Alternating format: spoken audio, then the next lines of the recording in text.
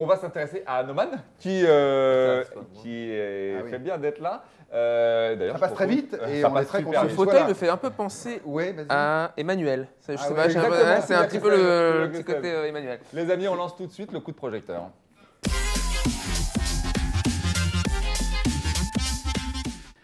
Noman, tu as donc bientôt un nouveau spectacle. Ouais, Est-ce que tu peux...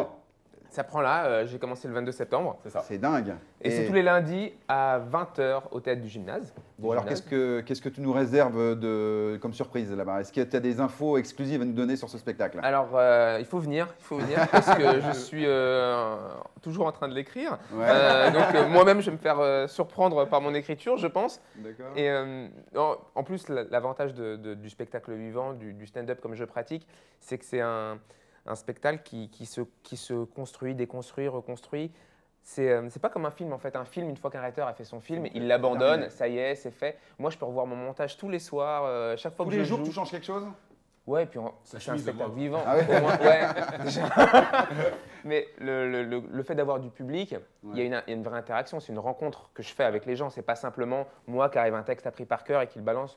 C'est vraiment une rencontre. Je parle aux gens, je m'adapte aux réactions. Je suis vraiment avec les gens à l'instant précis. Dans l'espace, je prends compte de ce qui se passe autour. Je suis pas. Tu as interagi beaucoup avec le public en fait. Hein. J'essaye. Après, ça dépend aussi de nos humeurs. C'est comme là, je suis invité ici. Si ça se trouve, je suis de mauvaise humeur, ça se trouve, je suis de bonne humeur. T'es de mauvaise humeur là ou pas? Non, là, je suis très bien. Là. Bon, Je suis plutôt cool. Bon, ça va. Ouais. Le stand-up, effectivement, on disait que tu deviens un petit peu le taulier un taulier de ce domaine-là. Est-ce que tu as aujourd'hui d'autres envies d'aller un petit peu plus loin, cinoche, réal, des choses comme ça? Déjà, moi, je me considère avant tout comme un narrateur. C'est-à-dire qu'il se trouve que mes histoires font marrer depuis que je suis petit. J'ai ça, quoi. Je raconte des conneries et puis ça fait marrer les gens. Mais je suis avant tout un narrateur. J'ai fait de la réalisation avant. J'aime raconter des histoires. Et puis alors après, le média que je vais utiliser, bon là c'est la scène, mais ça peut être la caméra. J'aime la musique aussi, je peux faire de la musique. J'aime écrire, donc j'écris.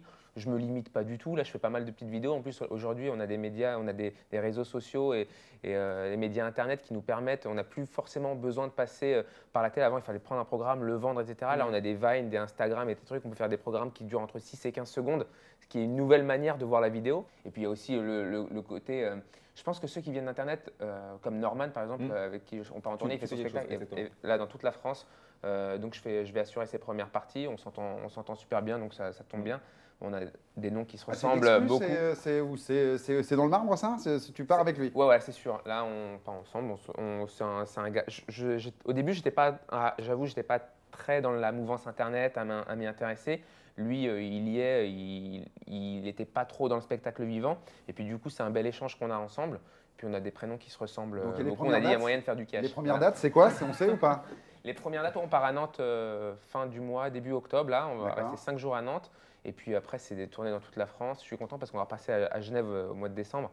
Donc je vais être dans mon fief, je vais être dans mon bastion, je vais être bien.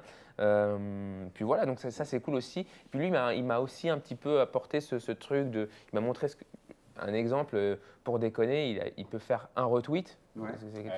Et puis tout d'un coup, tu vois, mon tweet qui va être. Non, mais c'est un truc de malade. Le machin, il part 450 fois dans l'heure. Tu vois, qu'est-ce qui se passe? C'est-à-dire que tu te rends compte qu'un mec comme ça, il va faire une vidéo qui va être vue des millions de fois. Tu vois, TF1, quand il passe un programme à 1 heure de grande écoute, c'est ça, quoi. Donc on en est là. Les amis, l'émission se termine, c'est déjà fini, malheureusement. C'est passé super vite. C'est incroyable. Les gars, on était ravis de vous avoir. Cool. Allez voir Noman en spectacle.